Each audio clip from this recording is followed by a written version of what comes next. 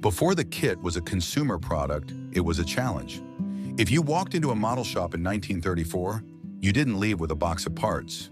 You left with a short kit, basically a box of wood, some wire, and a prayer. The early model shop was born out of the manual training movement of the early 20th century. Places like Polk's Modelcraft Hobbies in New York weren't stores. They were technical exchanges. This was the era of the stick and tissue. You'd spend 40 hours carving a fuselage out of balsa, only to have the dope, that's the lacquer used to shrink the silk span fabric, warp the wings if you applied it too fast. In these shops, the owner was a local celebrity. He knew the chemistry of fuels and the physics of lift. If you wanted to build a replica of Lindbergh's Spirit of St. Louis, you had to be a carpenter, an engineer, and an artist all at once. There were no snap kits. There was only the blueprint and your own patience. Injection molding could do what balsa never could, provide instant, perfect detail. This gave birth to the promotional model, or promo. Companies like AMT and Johann were hired by Detroit's Big Three plastic versions of the new cars to sit on salesmen's desks. By the mid-50s, the hobby shop became the Plastic Cathedral. It was the one place a kid with 50 cents could go to own a 1957 Chevy, even if it was only 8 inches long. This era introduced the 3-in-1 kit. For the first time, the shop wasn't just selling a replica. They were selling the ability to be a customizer. You could build it stock, or you could use the extra chrome parts to build a hot rod. By 1961, the quiet hobby shop died. It was replaced by the raceway. This was the slot car gold rush. It started in the UK with Sky Electric, but when it hit American shores, it exploded.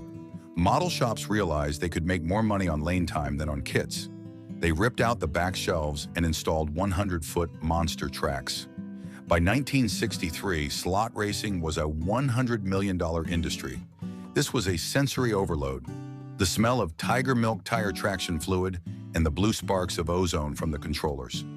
You'd see grown men in suits racing against 12-year-olds. But by 1967, the bubble burst. The tech became too expensive. Professional rewound motors and hand-carved frames made it impossible for casual kids to compete. The tracks closed soon after, leaving thousands of shops with massive holes in their floor plans and their bank accounts. After the slot car crash, the industry retreated back to the workbench. But the 70s brought something better, the Rockstar Designer.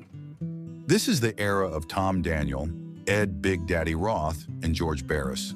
The model shop windows were now filled with psychedelic art for kits like the Red Baron or Rommel's Rod. These weren't just cars, they were pieces of pop culture. And the way we found out about them? The catalog. These catalogs were our internet. I remember poring over these pages until the ink wore off.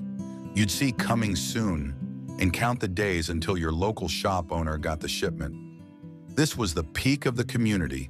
You'd bring your finished build into the shop, and if it was good enough, the owner would put it in the glass display case.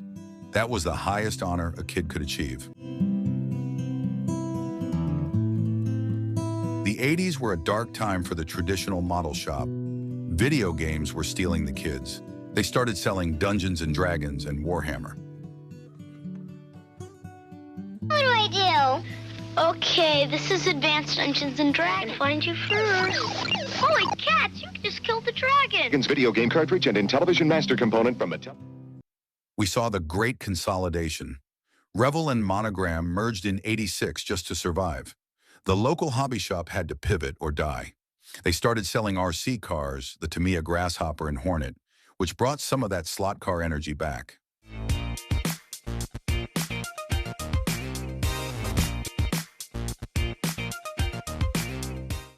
The shop became a general hobby center, and for many purists, the old model shop feel was fading away. So, is the model shop dead? Far from it. It just moved. The internet did to the hobby shop what the car did to the horse. Today, we have the global workbench. We have 3D printers that can create parts more detailed than anything Monogram ever dreamed of in 1970. We have social media groups where we share our work-in-progress shots with people all over the world. The physical shops that remain are survivors. They are boutiques of nostalgia. But the spirit of the model shop, That quiet, focused piece of building something with your own two hands, that's stronger than ever.